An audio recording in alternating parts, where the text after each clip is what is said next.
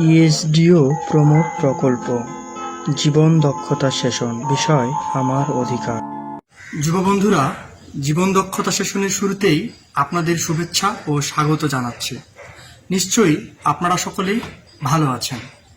এই করোনা মহামারীতে আপনাদের সকলের সাথে সরাসরি দেখা না হলেও আমরা প্রতিনিয়ত আপনাদের সাথে মোবাইল ফোন, ফেসবুক ও মেসেঞ্জারে যোগাযোগ করে যাচ্ছে। এই করোনা মহামারীতে আপনারা বিভিন্ন ধরনের স্বেচ্ছাসেবামূলক কাজ করে যাচ্ছেন, এই জন্য আপনাদের সকলকে ধন্যবাদ জানাচ্ছি। গত সেশনে আমরা জীবন দক্ষতার প্রথম সেশন জীবন দক্ষতার পরিচিতি নিয়ে আলোচনা করেছি। যুব বন্ধুরা, আমরা গত সেশনে জেনেছি যে বুদ্ধিজাতগত দক্ষতা বা মাথা খাটানোর দক্ষতাই হচ্ছে জীবন দক্ষতা। বন্ধুরা, আমরা আরও জেনেছি যে জীবন দক্ষতার প্রধান প্রধান উপাদান হলো 11টি: আত্মসচেতনতা, সিদ্ধান্ত গ্রহণ, সমস্যা সমাধান, কার্যকরী বা সফল যোগাযোগ, আন্তঃব্যক্তিক সম্পর্ক, গভীরভাবে চিন্তা, সৃজনশীল চিন্তা, আবেগীয় চাপে টিকে থাকা, মানসিক চাপে টিকে থাকা, সমমর্মিতা এবং সমঝোতা। বন্ধুরা, আমরা এতক্ষণ গত সেশনের মূল বিষয়গুলো নিয়ে আলোচনা করলাম। যুব বন্ধুরা, আজকে আমরা জীবন দক্ষতার দ্বিতীয় সেশন আমার অধিকার নিয়ে পুনরায় আলোচনা করব। আমার অধিকার সেশনের শেষে আপনারা অধিকার কি, কেন প্রয়োজন তা বিশ্লেষণ করতে পারবেন, মৌলিক অধিকার ও মানবাধিকার সম্পর্কে বলতে পারবেন, শিশু অধিকারের বিভিন্ন দিক সম্পর্কে ব্যাখ্যা করতে পারবেন, নিজের অধিকার প্রতিষ্ঠায় করণীয় নির্ধারণ করতে পারবেন। সেশন 1.3 আমার অধিকার। উদ্দেশ্য: এই সেশন শেষে আপনারা অধিকার কি, কেন প্রয়োজন তা বিশ্লেষণ করতে পারবেন, মৌলিক অধিকার ও মানবাধিকার সম্পর্কে বলতে পারবেন, শিশু অধিকারের বিভিন্ন দিক সম্পর্কে ব্যাখ্যা করতে পারবেন, নিজের অধিকার প্রতিষ্ঠায় করণীয় নির্ধারণ করতে পারবেন। বন্ধুরা, আমরা এখন দুজন করে সঙ্গী বেছে নেব। দুজনের মধ্যে একজন হবে ছেলে আর একজন মেয়ে। প্রত্যেককে আমরা ছোটবেলার এমন কোনো ঘটনা ভাবব যা মনে পড়লে এখনো আমার মনে হয় যে আমাকে আমার অধিকার দেওয়া হয়নি। বন্ধুরা, আমরা দুজন করে বন্ধু পেয়ে গেছি। তারা তাদের শৈশবের অধিকার থেকে বঞ্চিত হওয়ার ঘটনাগুলো দুজনের সাথে শেয়ার করবে এবং আমাদের সামনে তা উপস্থাপন করবে।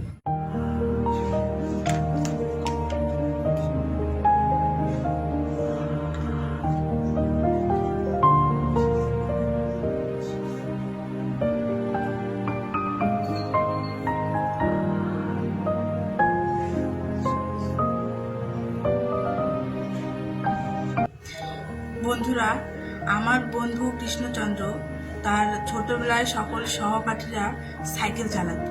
সে তার বাবার কাছে সাইকেল চালানোর আবদার করে একটি সাইকেল কিনে চায়, কিন্তু তার বাবা সেই সাইকেলটি কিনে দেওয়ার সামর্থ্য রাখা সত্ত্বেও সাইকেলটি তাকে দেয়নি। তিনি ভেবেছিলেন তার ছেলে সাইকেল নিয়ে দূরে কোথাও বা যে কোনো দুর্ঘটনা ঘটতে পারে, সে কারণে সাইকেলটি হয়তো তিনি নিয়ে দেননি। কিন্তু আমার বন্ধুর মনে হয় যে তার সেই সাইকেল চালানোর অধিকারটি থেকে তার পরিবার তাকে বঞ্চিত করেছে। বন্ধুরা, আমার বন্ধু শিল্পী ছোটবেলায় নাচ শিখতে চেয়েছিল, কিন্তু পরিবারে সে একজন মেয়ে বলে তাকে নাচ শিখতে দেওয়া হয়নি। মেয়ে নাচ শিখলে তার সমাজ, তার পরিবারকে ছোট করে দেখতে পারে, এই ভয়ে তার পরিবার তাকে নাচ শিখতে দেয়নি। এ থেকে আমার বন্ধু শিল্পীর মনে হয় যে তার অধিকার থেকে বঞ্চিত করা হয়েছে। একটি দলের কথা শুনলাম। আমরা এখান থেকে কি পেলাম? আমরা পেলাম ছোটবেলায় যৌক্তিক দাবি ছিল, কিন্তু পূরণ হয়নি বা পায়নি, বিধায় আজও মনটি কুড়াচ্ছে। সকলের এ ধরনের না পাওয়ার অনেক গল্প রয়েছে। আসুন তাহলে আমরা এখন অধিকার সম্পর্কে জেনে নিই। আজকে আমরা জানব অধিকার কি। অধিকার হচ্ছে মানুষের বিকাশের জন্য প্রয়োজনীয় সুযোগ সুবিধার দাবি, যা নৈতিক নয়তো আইনগত ভিত্তির ওপর প্রতিষ্ঠিত। বলা যায় অধিকার হচ্ছে কোনো কিছু পাবার, কোনো কিছু করার অথবা না করার, কোনো কিছু বলার, করার, ভোগ বা রক্ষা করার নৈতিক বা আইনগত স্বীকৃতি। অধিকার কি? অধিকার হচ্ছে মানুষের বিকাশের জন্য প্রয়োজনীয় সুযোগ সুবিধার দাবি, যা নৈতিক নয়তো আইনগত ভিত্তির ওপর প্রতিষ্ঠিত। বলা যায় অধিকার হচ্ছে কোনো কিছু পাবার, কোনো কিছু করার অথবা না করার, কোনো কিছু বলার, করার, ভোগ বা রক্ষা করার নৈতিক বা আইনগত স্বীকৃতি। আচ্ছা বন্ধুরা, আপনারা কি আপনাদের অধিকারগুলোর কথা বলতে পারবেন? নিশ্চয়ই আপনারা বলবেন খাদ্যের অধিকারের কথা, শিক্ষার অধিকারের কথা, বাসস্থানের অধিকারের কথা, চিকিৎসার অধিকারের কথা, খেলাধুলা করার অধিকারের কথা, গান শোনার অধিকারের কথা, নিরাপত্তা অধিকারের কথা, ঝুঁকিপূর্ণ পেশার অধিকারের কথা, উপযুক্ত পয় নিষ্কাশনের অধিকারের কথা। বন্ধুরা, এই অধিকার আমাদের কেন প্রয়োজন? অধিকার প্রয়োজন মানুষের নিরাপত্তা, মর্যাদা এবং পরিপূর্ণতার জন্য। অধিকার প্রয়োজন মানুষের নির্বিঘ্ন, স্বচ্ছন্দ এবং স্বাভাবিক বিকাশের জন্য, যাতে সমাজে ব্যক্তির শারীরিক, মানসিক, বুদ্ধিবৃত্তিক এবং আত্মার পরিপূর্ণ বিকাশ নিশ্চিত হয়। অধিকার মানুষকে নিরাপত্তা দেয়, মর্যাদার সাথে জীবনযাপনের সুযোগ দেয় এবং ব্যক্তির শারীরিক, মানসিক, বুদ্ধিবৃত্তি এবং আত্মার পরিপূর্ণ বিকাশ নিশ্চিত করে। মৌলিক অধিকার। মৌলিক অধিকার হলো রাষ্ট্র কর্তৃক স্বীকৃত নাগরিকদের ব্যক্তি স্বাধীনতার অধিকার, যা সংবিধানে লেখা থাকে। বন্ধুরা, এখন আমরা সংবিধান বিষয়ে জানব, যে সংবিধানে আমাদের মৌলিক অধিকারগুলো লিপিবদ্ধ আছে। বন্ধুরা, একটি দেশের জনপ্রতিনিধি অর্থাৎ সংসদ সদস্যরা নাগরিকদের আচার আচরণের নীতিমালা তৈরি করেন। এই নীতিমালার সারসংকলনই হলো সংবিধান। সংবিধান কি? একটি দেশের জনপ্রতিনিধি অর্থাৎ সংসদ সদস্যরা নাগরিকদের আচার আচরণের নীতিমালা তৈরি করেন। এরকম নীতিমালার সার সংকলন হলো সংবিধান। বাংলাদেশের সংবিধানে 18টি মৌলিক অধিকারের কথা লেখা আছে।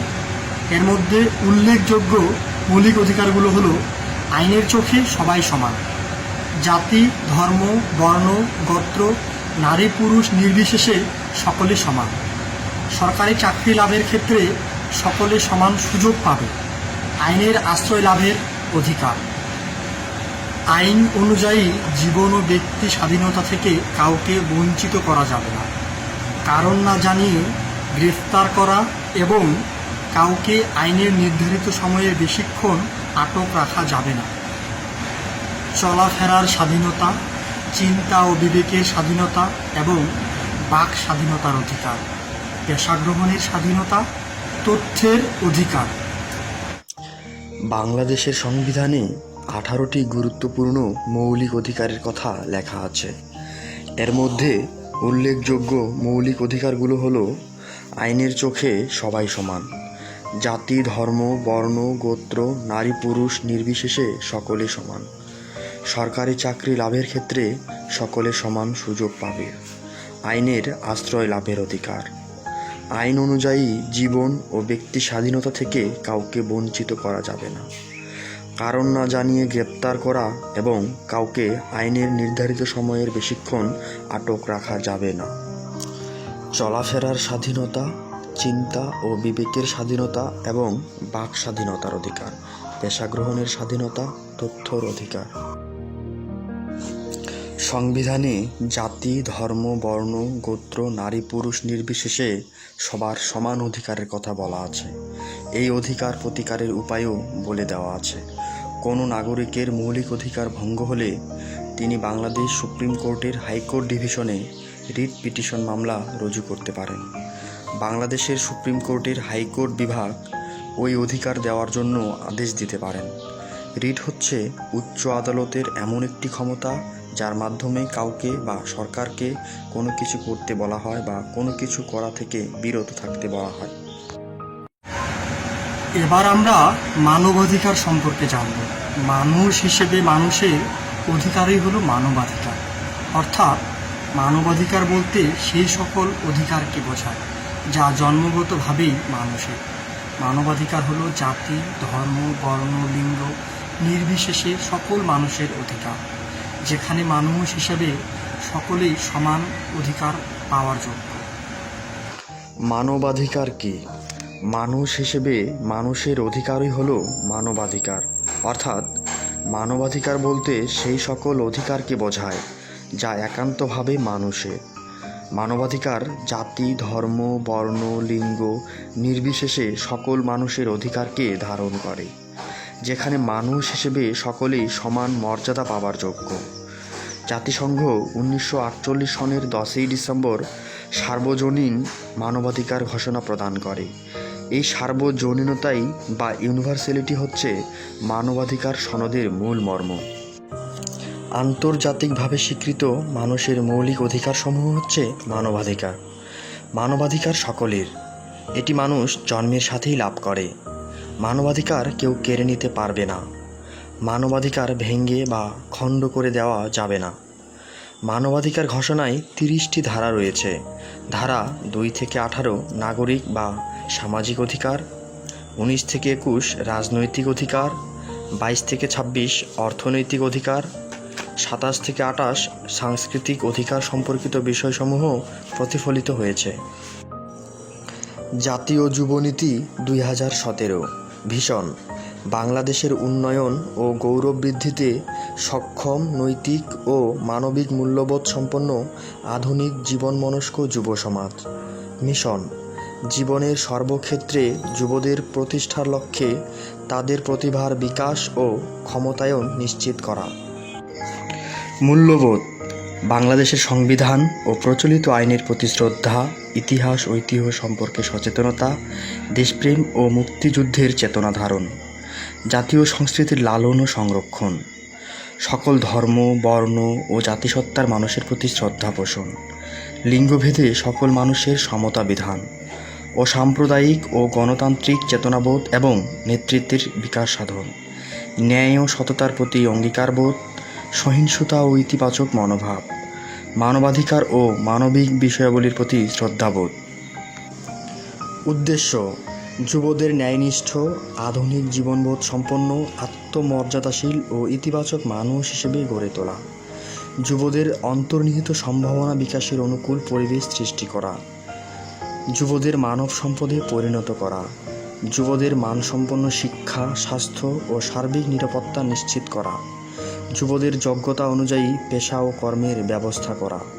যুবদের অর্থনৈতিক ও সৃজনশীল কর্মোদ্যোগ উৎসাহিত করা। ক্ষমতায়নের মাধ্যমে যুবদের জাতীয় জীবনের সর্বস্তরে সক্রিয় ভূমিকা পালনে সক্ষম করে তোলা। স্থানীয়, জাতীয় ও আন্তর্জাতিক পর্যায়ে সিদ্ধান্ত গ্রহণ প্রক্রিয়ায় যুবদের সম্পৃক্ত করা। পরিবেশ সংরক্ষণ, জলবায়ু পরিবর্তন ও দুর্যোগ মোকাবিলাসহ জাতি গঠনমূলক কার্যক্রমে স্বেচ্ছাসেবী হতে যুবদের উৎসাহিত করা। সমাজের অনগ্রসর এবং শারীরিক, মানসিক বা অন্য যে কোনো প্রতিবন্ধকতার শিকার মানুষের প্রতি যুব সমাজকে সংবেদনশীল ও দায়িত্বশীল করে তোলা। বিশেষ চাহিদা সম্পন্ন যুবদের অধিকার নিশ্চিত করা। জীবনাচরণে মতাদর্শগত উগ্রতা ও আক্রমণাত্মক মনোভাব পরিহারে যুবদের উদ্বুদ্ধ করা। যুবদের মধ্যে উদার, অসাম্প্রদায়িক, মানবিক ও বৈশ্বিক চেতনা জাগ্রত করা। আমার অধিকার সেশনের মূল বার্তাগুলো সম্পর্কে এখন আমরা জানব। মানুষের জীবনের বিভিন্ন স্তরে বিভিন্ন ধরনের চাহিদা ও অধিকার আছে। অধিকার খর্ব হলে আইনের আশ্রয় নেওয়া যায়। মেয়ে ও ছেলের সম অধিকার প্রতিষ্ঠার জন্য পরিবার, সমাজ ও রাষ্ট্রের ভূমিকা রয়েছে। অধিকার নিশ্চিত হলে ব্যক্তি তার পছন্দ, তার মতামত প্রকাশ এবং প্রতিষ্ঠিত করতে পারে। বন্ধুরা, আমাদের পরবর্তী সেশন দেখার অনুরোধ রইল। ধন্যবাদ।